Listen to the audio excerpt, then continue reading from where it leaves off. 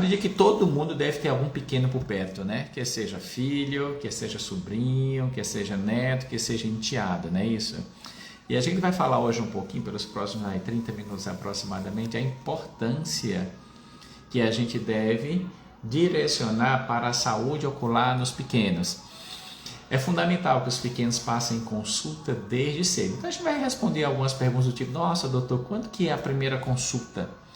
Doutor, como é que se examina uma criança? E se a criança for muito pequena? Se ela for um pouquinho maior? E se for um pouquinho maior ainda, como é que a gente faz essa interação com a criança? Quais são as doenças mais comuns que acometem os pequenos? E está tendo aí um burburinho, né, gente? Se tem se falado bastante a respeito do controle da miopia nas crianças.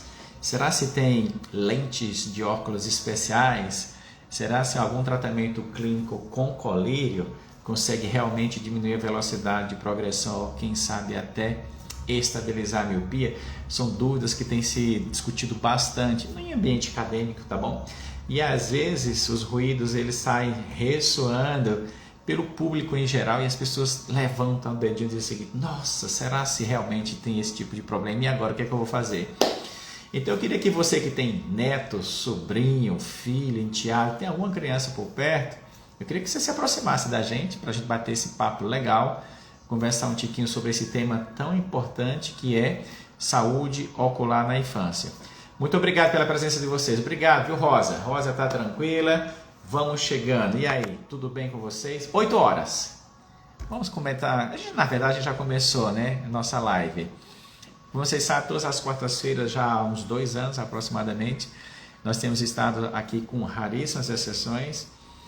Algumas vezes sozinhos, outras vezes acompanhados, sempre com vocês. Acompanhado também com convidados, que sempre a gente traz, formadores de opinião, que vão falar sempre de um tema importante envolvendo olho, envolvendo alguma outra doença do corpo que tenha relação com o olho. Só que esse ano eu vou fazer algo diferente, tá bom? A gente vai trazer alguns outros temas que eu considero importantes para a gente discutir no que diz respeito à saúde do indivíduo como um todo e outras questões que eu acho que esse canal deve ser um porta-voz para orientar a nossa população em geral, como por exemplo, saúde mental. A gente discutiu isso semana passada, foi muito legal, saúde mental e saúde emocional, em alusão a Janeiro Branco, mês de conscientização e prevenção contra as doenças mentais e emocionais. Foi muito legal. Eu acredito que a gente deve ter isso como destaque na nossa pauta, no dia a dia.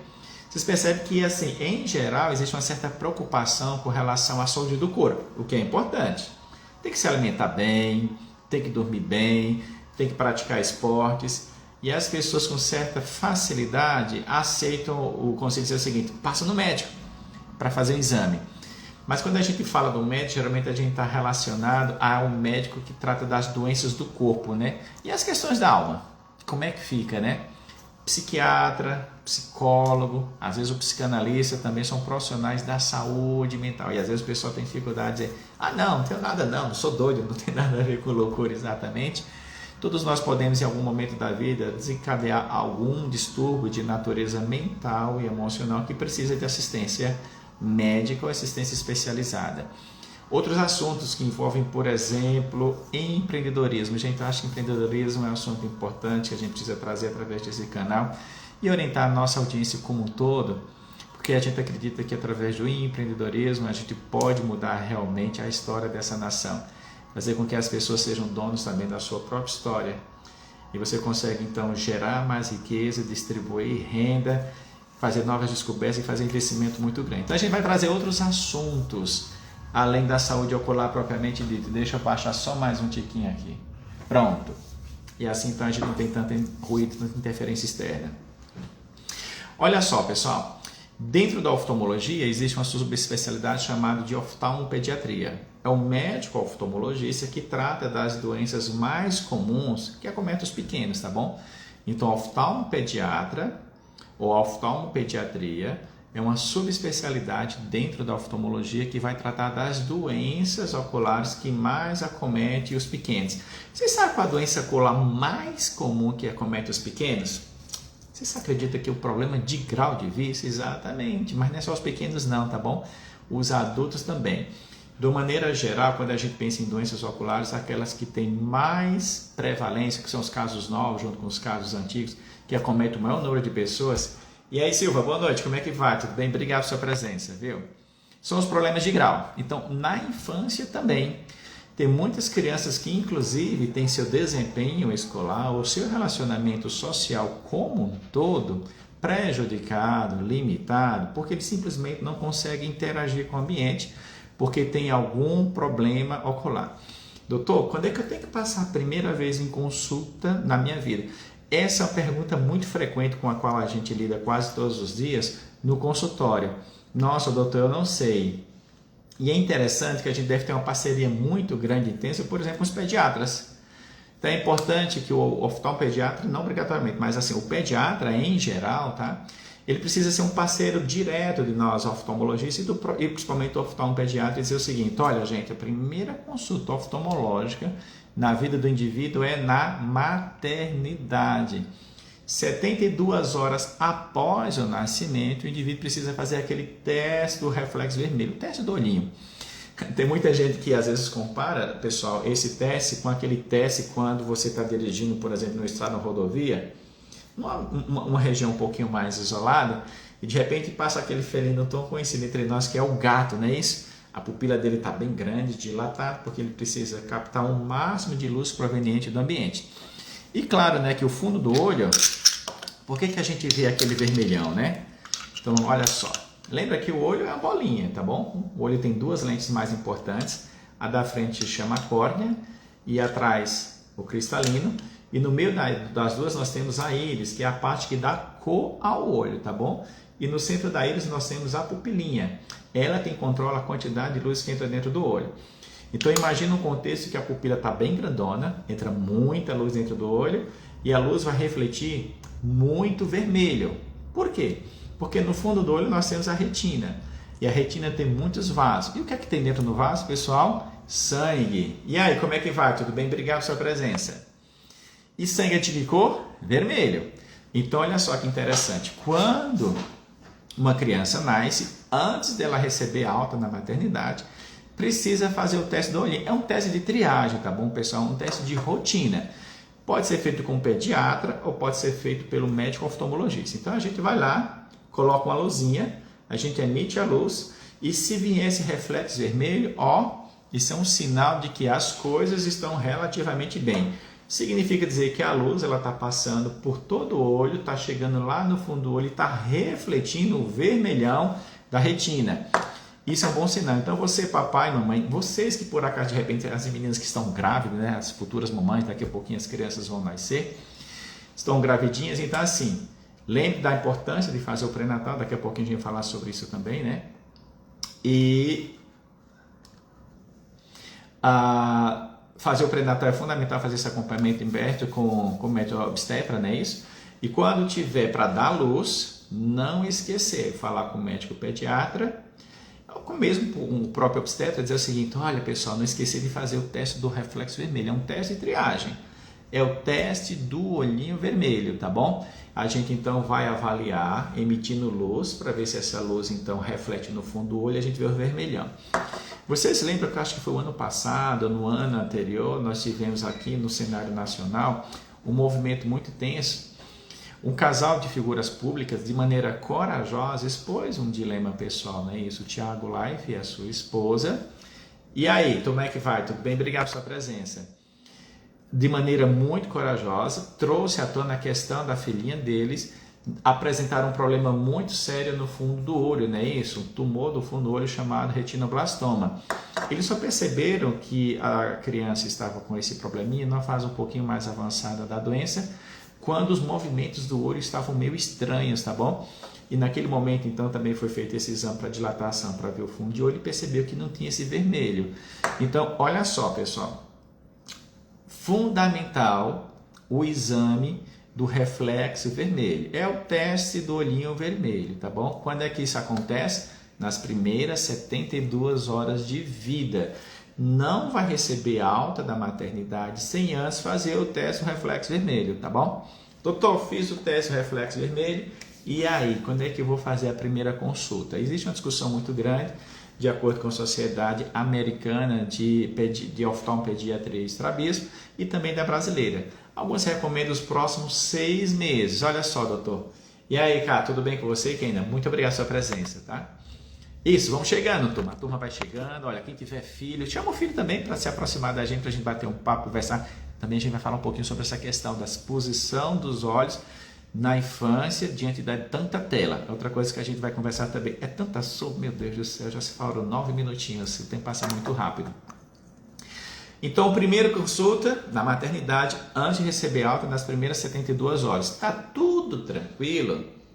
Existem alguns que discutem o seguinte, eu acho que vale a pena a gente passar na próxima consulta aos 6 meses. Por que acontece? Às vezes esse reflexo vermelho, a gente faz o exame está normal, mas nos primeiros 6 meses pode sim detectar alguma doença. Se a gente esperar para passar somente com 12 anos, com 12 meses, melhor dizendo, desculpa, às vezes a gente pode perder o time de detectar algum problema no estadio inicial. Lembra do que a gente fala em medicina, né? A saúde da visão começa na prevenção, esse é um dos nossos slogans mais fortes. Mas não é só da visão não, gente. Eu acho que vocês vão concordar comigo que a saúde do corpo como um todo, ele é sustentado em cima de um alicerce chamado prevenção. E a prevenção não precisa obrigatoriamente estar sentindo alguma coisa para passar qualquer que seja o médico. Então, pelo menos uma vez por ano, sempre passa no seu médico oftalmologista. E se você por acaso é portador de alguma outra doença, qualquer que seja ela, pelo menos uma vez por ano você também precisa passar com o seu médico e fazer o acompanhamento de perto. Então, a segunda consulta seria por volta dos 6 meses. E a terceira consulta, doutor? Eu sugeri que passasse por volta dos 12 meses. E como essa consulta nesse primeiro momento? Então, aquela que é recém-nascida é só a luzinha vermelha em geral. Mas aí, a gente também pode perceber nesse primeiro momento se o olhinho está alinhado ou se ele está desviado para dentro, para fora, para cima, para baixo. Se ele tiver um pouquinho tortinho, já dá para ter uma suspeita. Essa doença de falta de alinhamento dos olhos, os olhos não estão exatamente paralelos, a gente chama de estrabismo, tá bom?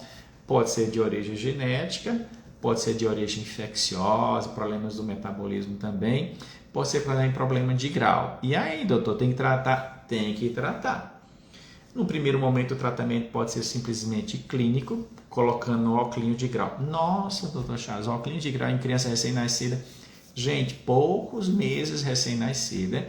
Se for detectado probleminha de desvio ocular, geralmente pode estar associado a probleminha de grau. E aí, o que é que tem que fazer? Tem que usar óculos? Tem que usar óculos. Porque o que é que acontece? Lembra que eu tenho falado para vocês ao longo desse tempo, né? A luz... Olá, boa noite, bem-vindo. A luz precisa atravessar todos os meios do olho. Quando ela chega lá no fundo do olho, ela se transforma em eletricidade através do nervo do olho. A luz vai para onde? Para o cérebro. E, em última instância, quem é que enxerga? É o cérebro. Combinado? Agora, para o cérebro enxergar, ele precisa de informações provenientes do olho. E agora, se o olho tiver grau, como é que a gente faz? Tem que tratar o grau da criança recém-nascida, de poucos meses de vida. E como é que a gente faz isso em geral? Colocando óculos na frente do olhinho do paciente. E aí a gente vai acompanhando ao longo do tempo para ver como é que está o comportamento. E consegue, então, se fazer algumas avaliações para saber se a doença está progredindo ou não e se a criança está enxergando ou não, tá bom? Então, recém-nascido é o reflexo vermelhinho. Por volta dos 6 meses, a gente já consegue emitir um pouquinho mais de luz. Exatamente isso. Ó. A gente emite uma luz, através de aparelhos específicos, né? Isso, a gente emite a luz. E aí a gente consegue perceber se o olhinho está alinhadinho ou não. A gente consegue fazer movimentos com a luz. E a tendência natural é que as crianças que enxergam bem ou que tem pouco problema do olho, ela acompanha o movimento da luz. E aí tem que pingar aquelas gotinhas para a gente examinar o fundo do olho. Fundamental a avaliação da parte de trás do olho. Porque pode passar alguma coisa desapercebida nesse momento, tá bom? O médico oftalmopediatra, ele tem um ambiente todo lúdico, construído para receber pequenos que precisam ter uma intervenção um pouquinho mais assertiva. Então, assim, tem alguns objetos que chamam a atenção dos pequenos, a coloração da sala, a pintura da sala, alguns brinquedos, tá? Existem alguns brinquedinhos específicos que os oftalmopediatras usam com frequência exatamente para atrair atenção. Então, com um objetinho de brinquedo, ele atrai a atenção do pequeno e com outro ele vai examinando. E esse ambiente lúdico acaba facilitando essa avaliação mais detalhada do pequeno. Então, você que está me vendo e que está me ouvindo, se tiver algum pequeno que você lembra que está aí por perto de você, um primo, um neto, filho, afilhado, ou mesmo um amigo do amigo, um amigo do seu filhinho, que você percebe que às vezes ele está com um pouquinho de dificuldade para enxergar. E como é que a gente sabe, doutor Tiago, se está com um pouquinho de dificuldade para enxergar? Uma primeira coisa é analisar o comportamento da criança, né? De maneira indireta, as crianças mais recolhidas, mais introspectivas, às vezes cabisbaixo, com pouca interação com o ambiente, não obrigatoriamente alguma doença neurológica ou mental emocional, porque às vezes pode se confundir com essas condições. A criança simplesmente está assumindo uma posição porque ela não consegue interagir com o ambiente. Por quê? Porque ela não enxerga. Vocês acreditam? Tem crianças, então, que têm baixo rendimento escolar porque elas não enxergam e, consequentemente, elas até têm dificuldade de ir para a escola. Ou quando você tenta mostrar alguma coisa para longe, a criança não interage.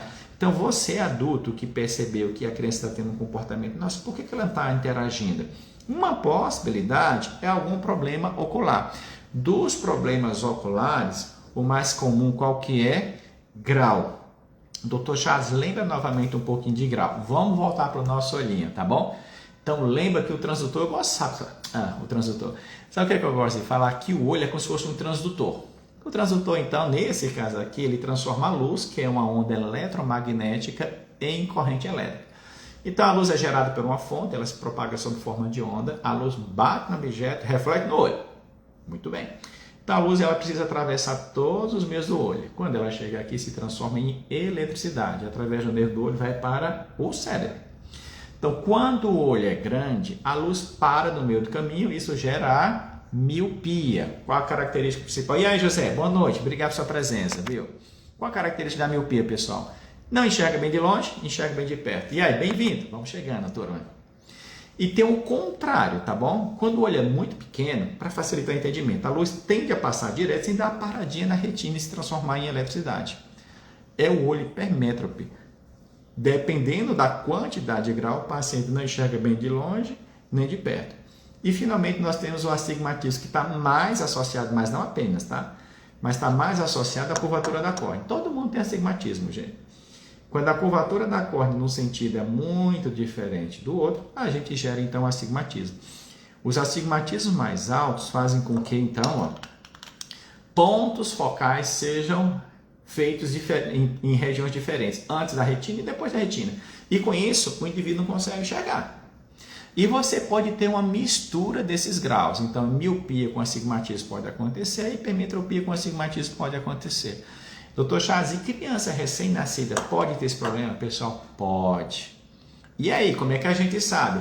Consulta oftalmológica de rotina. É isso que eu tenho falado para vocês ao longo desses últimos 2 anos. E aí, Danilo, boa noite. Tudo bem com você? Obrigado pela sua presença, tá bom? Ó, se der tempo, fica aí vocês comigo, que eu acho que eu vou chamar alguém. Alguém pode ter alguma dúvida, alguma pergunta com relação à questão da saúde ocular. Deve ter um filho, um neto, um afilhado, um sobrinho, e a gente bate um papo, não precisa ficar preocupado nem com medo por causa disso não, tá bom? E aí, como é que a gente faz, doutor Charles? A gente então precisa tratar. Inicialmente, submete ao exame oftalmológico, se for recém-nascido, inicialmente é só reflexo vermelho, ou a gente pode, nesse momento também de recém-nascido, boa noite, Danila, tudo bom? Identificar, por exemplo, se o reflexo está presente ou não. Se não tiver presente, opa, aí acende a luz amarela, a gente precisa avaliar um pouquinho mais detalhadamente. Se não for presente o reflexo vermelho, gente, pode ser algumas doenças. Quais são as doenças mais comuns? As doenças que acometem o fundo do olho, principalmente os tumores oculares.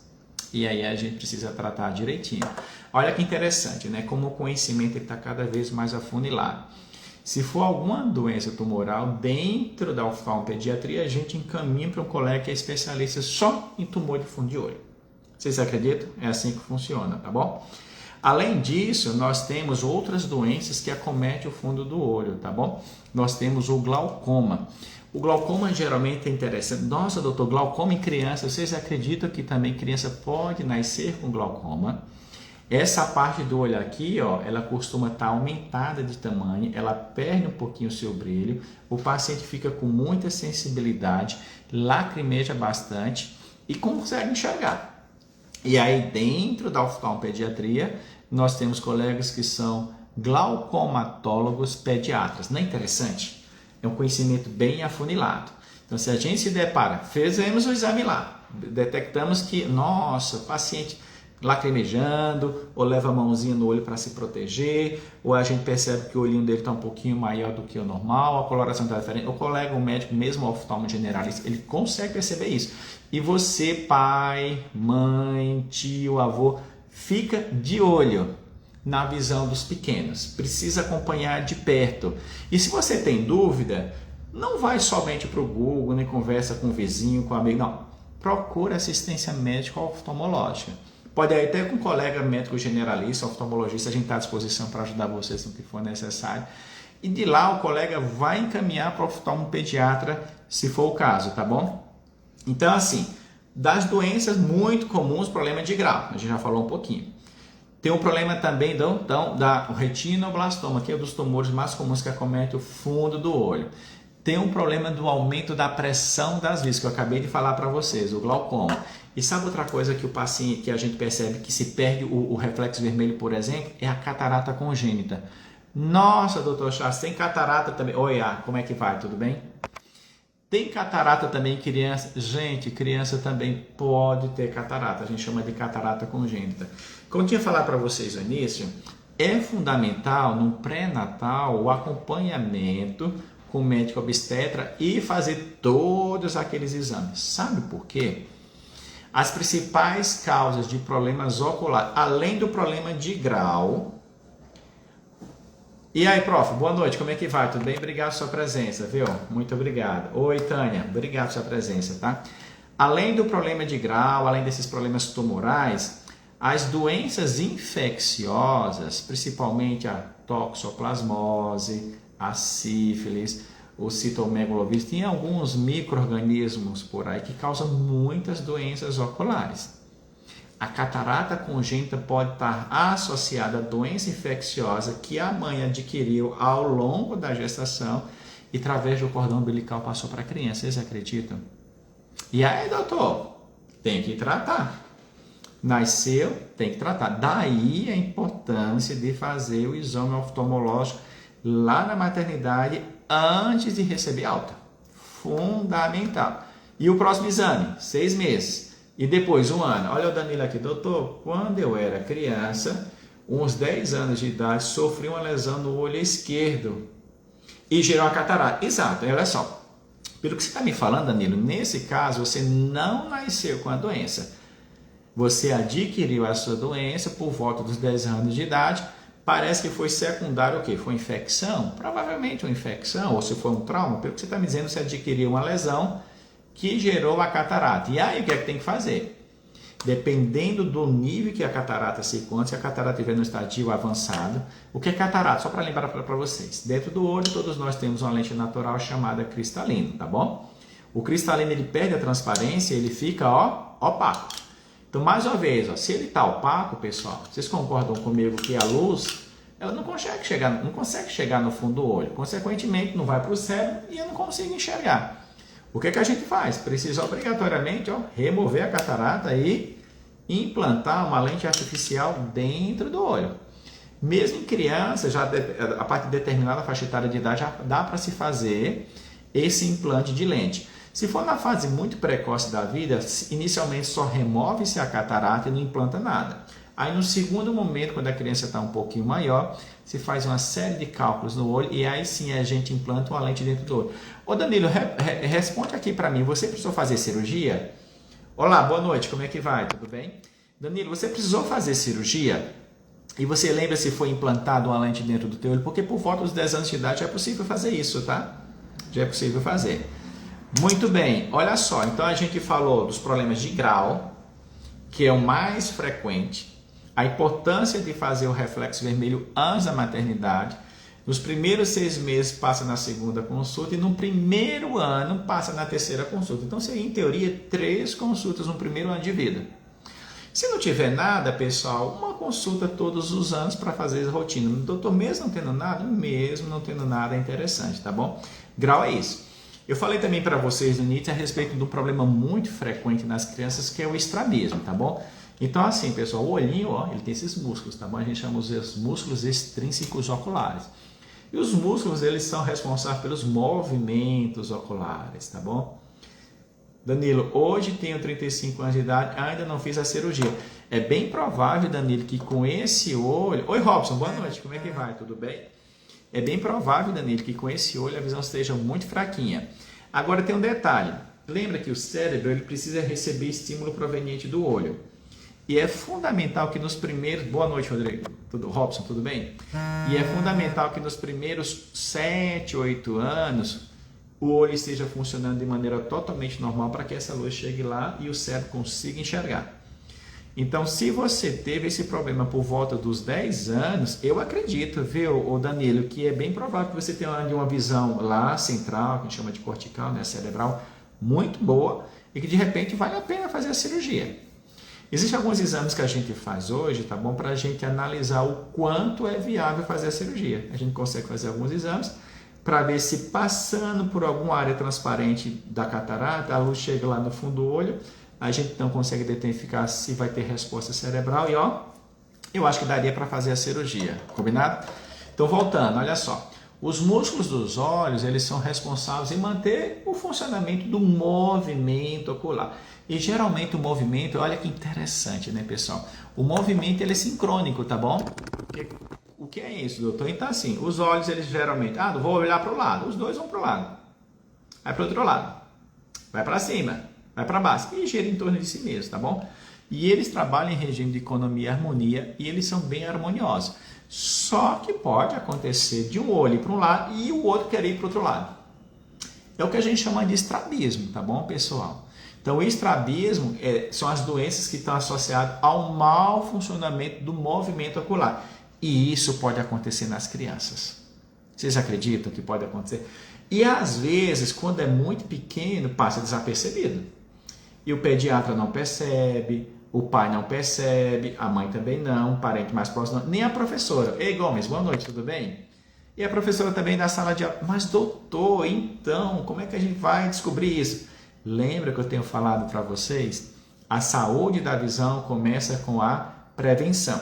Outra coisa que é muito comum a gente escutar, doutor, não estou sentindo nada porque eu vou passar no médico. Gente, você não precisa estar sentindo alguma coisa para passar em consulta. Quando a gente fala de prevenção, sabe o que é interessante quando vocês falam isso? Eu me lembro muito da história da vacina. A gente com frequência, principalmente nos primeiros anos de vida, a gente toma vacinas e depois de um tempo a gente toma reforço. O Danilo está dizendo, passei por todos esses exames que posso imaginar, mas o cirurgião não indicou cirurgia. Pode ser, vamos respeitar então a opinião do colega. Uma sugestão, se ainda continuar dúvida, passa com outro cirurgião, Danilo. Você não vai deixar de valorizar nem respeitar a primeira opinião, mas eu queria ouvir uma segunda opinião para ver se é a mesma. Aí se for a mesma, Danilo, calma o coração. Se for diferente, vai continuar a dúvida. E agora? Um falou que sim, outro falou que não. Faz uma terceira avaliação e aí você decide. Mas é uma decisão você com o seu médico, tá bom? É acompanhar de perto. Ou se de repente você está satisfeito com essa primeira opinião, tranquilo. Um exame por ano, tá bom? E aí, o problema do estrabismo que a gente tem falado. O que é que acontece? Precisa examinar e precisa corrigir. E, doutor, e faz cirurgia em criancinha para corrigir estrabismo? Faz, gente. Doutor, e como é que a gente faz? Se mexe nos músculos dos olhos. Dependendo do tipo de estrabismo, pode-se fazer uma injeçãozinha dentro do olho que às vezes tem, pelo menos temporariamente, uma resposta satisfatória. E a gente vai avaliando ao longo do tempo para ver se essa resposta se mantém estável. Mas se por acaso o médico vai acompanhando, percebe que o olho voltou a se desviar, às vezes só as injeções específicas não é suficiente, tem que fazer cirurgia. E como é que a gente faz a cirurgia? A gente reposiciona o músculo. E dessa forma, então, a gente consegue equilibrar o funcionamento. Doutor, isso é importante? Porque se o olho ficar tortinho, o que acontece? A luz não chega lá no fundo do olho. Lembra sempre disso, tá bom? Vou passar por uma avaliação. Eu estou à disposição. Eu não queria falar isso, mas eu estou à disposição, tá, Danilo? Nós estamos aqui na Praça Oswaldo Cruz, no número 47, conjuntos 25, 26, aqui no Paraíso, do lado do Shopping Pátio Paulista, pertinho do metrô Paraíso, e você consegue chegar até a gente bem fácil. O telefone é 99795-2025, pega o telefone, dá uma ligadinha, agenda uma consulta com a gente, sem nenhum compromisso, a gente só vai avaliar, tá bom? E aí precisa fazer então a cirurgia, tá bom, pessoal? Porque senão a gente não consegue realinhar os olhos, e é fundamental esse realinhamento. Então olha só, nós falamos dos problemas de grau, falamos do problema do estrabismo, falamos da catarata congênita, tamo junto. Catarata congênita, falamos também do glaucoma congênito, muito bem. Tem uma doença importante que a gente não pode esquecer. Meu Deus do céu, já se foram 30 minutos, não falei metade do que eu ia falar, gente. Vocês acreditam? É muito rápido, né? Tem uma coisa chamada retinopatia da prematuridade. Aquela questão das crianças prematuras. O que é que acontece? O fundo do olho. O olho, na verdade, é uma extensão do cérebro. Vocês concordam comigo? E o fundo do olho é formado pela retina. A retina precisa de glicose, precisa de oxigênio para sobreviver. E às vezes as crianças que são portadoras de prematuridade, os vasos do fundo do olho, a retina, não conseguiu se desenvolver de maneira correta e adequada. E acaba fazendo com que alguns vasos, de maneira errada, doentia, acabe crescendo. E aí o que é que a gente precisa fazer? Precisa às vezes fazer laser no fundo do olho dessas crianças. Daí, novamente, existe alguém no convívio de vocês que tem algum problema de prematuridade, nasceu há pouco tempo, ou se não, vocês estão acompanhando de perto alguma gestação que vai ter que ser interrompida antes das 40 semanas, antes mesmo das 30 semanas, isso é uma chance dessa criança ter um problema de fundo de olho, e aí tem que passar com o médico, oftalmologista, oftalmopediatra, depois tem que ser um retinólogo que vai examinar o fundo do olho, e às vezes, sabia que precisa fazer laser? Nossa, doutor Charles, eu nunca imaginei que crianças pequenas, crianças maiores ainda pudessem ter problemas no olho. Pode. E aí, começaram-se as aulas. Se passaram as férias, graças a Deus, né, as aulas começaram, mas a gente precisa estar preocupado com a saúde ocular dos nossos pequenos. Como é que a gente faz isso? Consulta oftalmológica de rotina. Ai, doutor Charles, estou tão distante. Faz uma teleconsulta, né, que vai resolver o problema. Mas a teleconsulta pode pelo menos te orientar. Você que está nas extremidades do nosso país, nós vivemos num país continental, é muito grande o Brasil, né? E às vezes você pode não ter acesso a um médico de prontidão. Você pode entrar em contato então com ele através de uma teleconsulta. Sim, pode ser um médico da sua própria região, a capital, tal, ou um outro médico. Entre em contato com ele. Olha, doutor, eu estou achando estranho aqui, por exemplo, o meu filho está com a pálpebra mais caída, eu estou percebendo que ele não está interagindo com o ambiente. Engraçado, não estou vendo aquele reflexo vermelho que é comum a gente ver principalmente à noite. Eu estou com a suspeita que o olhinho está meio torto. E aí bate um papo no primeiro momento, teleconsulta, e claro, depois precisa realmente de uma consulta presencial, tá bom? A gente falou também sobre o retinoblastoma, que é aquela doencinha que acomete o fundo do olho, que é o câncer no fundo do olho, o câncer das vistas, precisa passar em consulta. E tem uma outra coisa, eu quero falar sobre as alergias oculares, depois a gente vai falar um pouquinho mais sobre dois assuntos que são um pouquinho polêmicos, e aí a gente precisa encerrar. Meu Deus do céu. Olha só, se tiver ainda alguém presente, de repente eu posso chamar para a gente bater um papo, tá? Se você por acaso tiver alguma dúvida envolvendo essa questão, eu envolvendo alguma outra que tenha relação com saúde ocular. As alergias oculares. Doutor, tem alergia também em crianças? Vocês acreditam que tem? Tem. Então, tem muitas crianças que têm uma predisposição genética natural a ter as alergias oculares. Doutor, e como é que a gente sabe? Coceira. Oi, Edine, acho que é isso, né? Boa noite, bem-vindo, tá bom? Coceira. Nossa, doutor, coçar não é muito bom, não. Não, sabe, gente? Porque assim, eu já conversei isso com vocês no passado, a gente também vai voltar a falar isso no futuro não muito distante. Essa parte do olho se chama córnea. Quando a gente faz assim, ó, coça com muita intensidade, com bastante frequência, esse ato de coçar libera algumas substâncias que podem alterar assim, o funcionamento da parte mais anterior do olho, que é a córnea. Mas o paciente alérgico, ele tem essa predisposição natural, é uma doença sistêmica de repercussão ocular. Pode ser repercussão no organismo, também pode ser no olho. E o que é que o paciente faz? Coça. Coça. Mas é assim, ó, gente. É uma coceira muito forte, entendeu? Essa coceirinha que eu tô falando assim para vocês normal assim, ó, tranquila, essa coceirinha não tem nenhum problema não, tá? Agora você coçar bastante. Eu acho que vocês conseguem me dizer, alguém está lembrando de alguém que coça muito forte o olho, coça, coça, coça. Esse ato de coçar com muita intensidade, com bastante frequência, pode estimular a produção de algumas substâncias que vão alterar a anatomia, por exemplo, da córnea. E, consequentemente, pode desenvolver uma outra doença chamada ceratocone, tá bom? E aí, o que a gente faz, doutor? Olá, acho que é Lia, né? Boa noite, Lia. Tudo bem com você? Obrigado pela sua presença, viu? Doutor, e aí o que a gente faz? Consulta oftalmológica de rotina. Deixa eu falar sobre mais outros dois temas que têm sido, assim, muito discutidos, principalmente pelos oftalmos pediatras, tá bom? Doutor Charles, eu tenho ouvido aí que, às vezes, quando você usa uma lente de óculos especial, isso vai diminuir a velocidade de progressão da miopia, ou quem sabe até estabilizar a miopia. Lembra que eu tenho falado para vocês que eu sou também acadêmico, não é isso? E a gente não dá opinião pessoal, nem as coisas é baseada exclusivamente na nossa experiência. Nossa experiência tem um certo papel em influenciar a nossa opinião, mas o mais importante, as nossas decisões são baseadas em evidência científica.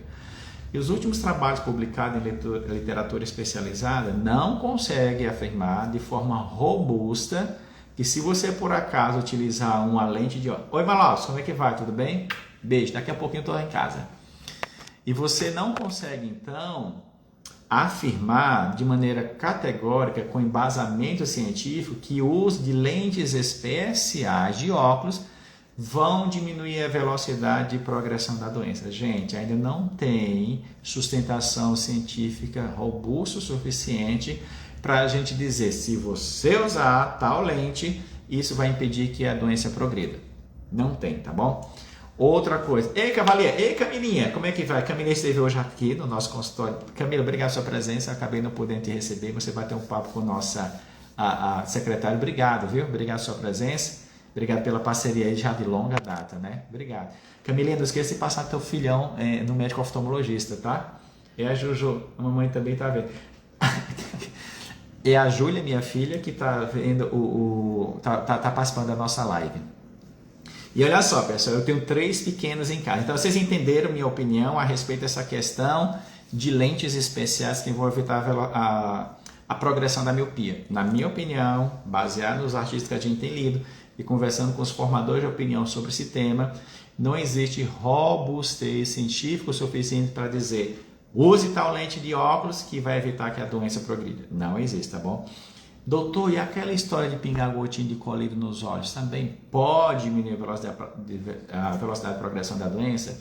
É um colírio específico chamado atropina, em concentrações diferentes. Já foram feitos vários experimentos e assim, existe também muita discussão no meio, tá bom? Mas qual é a impressão? Também não existe robustez científica suficiente dizendo o seguinte: se você usar atropina numa quantidade X, numa frequência aí, com a frequência de tantas vezes por dia, numa concentração X, você vai diminuir ou vai evitar a velocidade de progressão. Gente, ainda não tem sustentação científica suficiente para fazer esse tipo de afirmação, tá bom? Meu Deus do céu, 20 e 40 eu preciso encerrar. E uma última coisa, eu tenho 3 filhos em casa e olha, vocês não imaginam o desafio que é para a gente tirar a bendita da tela das crianças, tá? Então, assim, segundo a Sociedade Brasileira de Oftalmopediatria e também da Americana de Oftalmopediatria e de Estrabismo, não é aconselhável abaixo de 2 anos de idade as crianças serem expostas à tela. Nossa, doutor, sai alguma coisa lá da tela que vai, assim, prejudicar as crianças? Não obrigatoriamente, tá bom? O que acontece, gente, eu fico mais preocupado não da irradiação ionizante proveniente das telas que vão entrar em contato com o olho e vão causar alguma doença. Não é por aí o raciocínio, não. A gente tem que ter a outra preocupação, o conteúdo que seu filho está sendo exposto. Depois dos 2 anos de idade, o ideal, até uns 8 anos mais ou menos, que tivesse exposição de 1 hora no máximo, tá bom? De tela.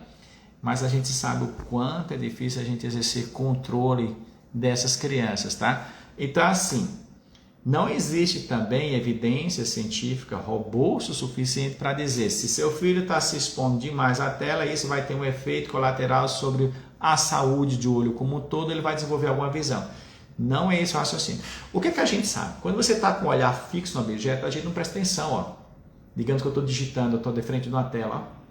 Eu simplesmente esqueço de piscar, a minha lágrima evapora, o meu olho fica seco e os músculos perto do olho, a região frontal, os músculos periorbitais e os próprios músculos dos olhos, tanto de fora como de dentro, ele faz um esforço acumulativo e repetitivo ao longo do tempo para que a gente consiga enxergar bem. E aí você pode ter algum desconforto ao longo do tempo. Mas não é porque saiu da tela... E aí, Peixoto, boa noite, tudo bem? Não é porque saiu da tela... Oi, Mônica, boa noite, tudo bem? Não é porque saiu alguma coisa da tela, tipo alguma irradiação, que entrou em contato com o olho, que causou alguma doença. Não é esse o raciocínio. O raciocínio é o esforço visual repetitivo vai causando aquele cansaço visual. Mas o mais importante do que isso... Tudo bem, Peixoto? Boa noite, tá? Mas o mais importante do que isso é o seguinte... E aí, Oliveira, boa noite. É Lu, não é isso? Tudo bem com você? O mais importante é o conteúdo que os nossos pequenos, e aí, o conteúdo que os nossos pequenos estão sendo expostos. É fundamental a gente exercer um controle sobre a qualidade de conteúdo digital. José, boa noite, como é que vai? Tudo bem? Tudo bem, Peixoto, graças a Deus. Boa noite, muito obrigado. É fundamental ter um adulto sempre perto de uma criança. As crianças ainda não têm capacidade, principalmente as bem menores, né? De forma nenhuma elas têm capacidade de conseguir entender se a qualidade daquele conteúdo ao qual ela está sendo exposta é saudável para ela. E de quem é a responsabilidade? Nós, adultos. Então fica a mensagem, não é radiação proveniente das telas que vai causar algum problema no olho, tá bom? Exceto um pouco de cansaço, um pouquinho de olho seco, o olho pode ficar vermelho. E se você tiver um pouquinho de grau, esses sintomas podem se intensificar, tá bom? Não é essa a questão. A questão é o conteúdo ao qual o pequeno está sendo exposto e o quanto isso pode influenciar na sua forma de pensar, de sentir, na sua forma de falar e de agir e de se comportar. Deu para entender? O que mais? Eu acho que é isso, né? Meu Deus do céu, já se passaram 41 minutos. O tempo passa rápido. Será que alguém está afim de falar alguma coisa? Deixa eu ver quem está aqui com a gente. A Lu está aqui, Peixoto está aqui, a Rosa, como sempre, está aqui. Quem quer falar? Deixa eu fazer o seguinte, deixa eu chamar a Lu Oliveira. Lu, deixa eu chamar com a gente. Cancelou? É só para bater um papo. De repente você pode ter alguma dúvida que é útil para as outras pessoas, entendeu? A ideia seria somente a gente interagir um pouquinho mais. Mas se não quiser, não tem problema não, né?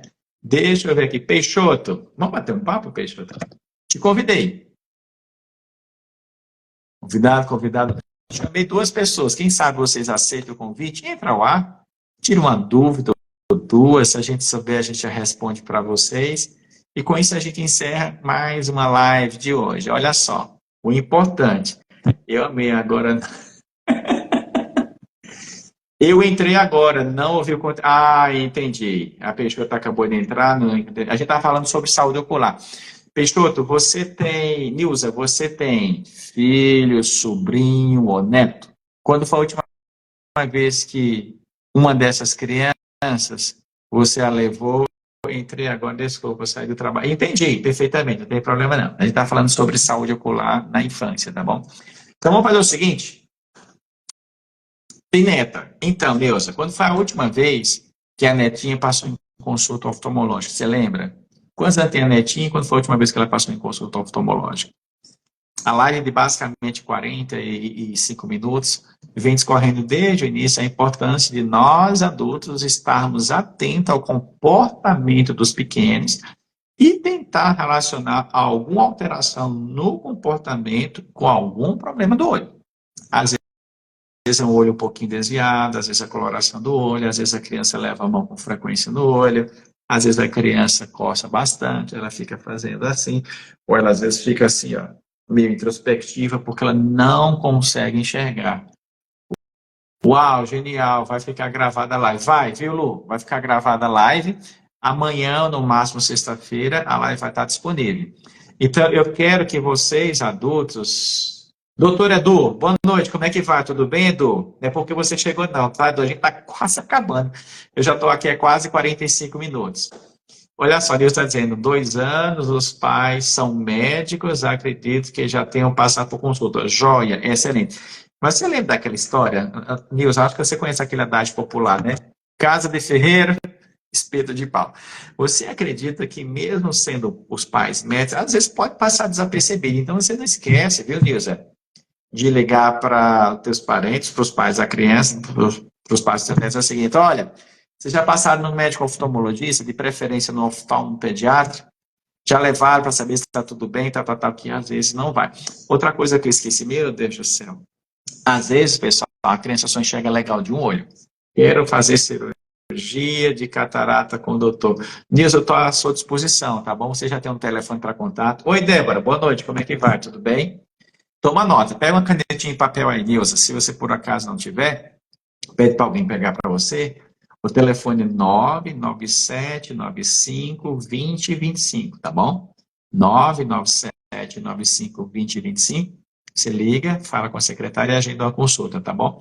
Para a gente encerrar mesmo, viu, pessoal? Eu já tive, minha filha mora perto do seu consultório. Ô, Nilson, eu teria o maior prazer, tá? Em atender quem quer que precise dos nossos conhecimentos e experiências, tá? Pessoal, para a gente encerrar, eu já tive vários pacientes que passaram comigo a primeira vez em consulta por volta dos 18 anos de idade. E sabe o que é interessante? Eu moro no interior, Rio Claro. Se você quiser, a gente pode fazer uma teleconsulta, tá, Nilza? No primeiro momento, sem nenhum compromisso, bater um papo, conversar para entender a problemática do olho. Se for o caso, você pode ir presencialmente para algum colega perto de você. Se você por acaso vem aqui para São Paulo, a gente está à disposição para te atender, tá bom?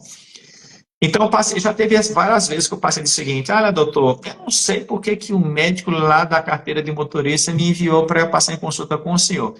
Eu nunca senti nada nas vistas. Agora, sabe o que é interessante, doutor? Quando eu estava lá sentado na cadeirinha, que eles tentam a gente ver aquelas letrinhas, né?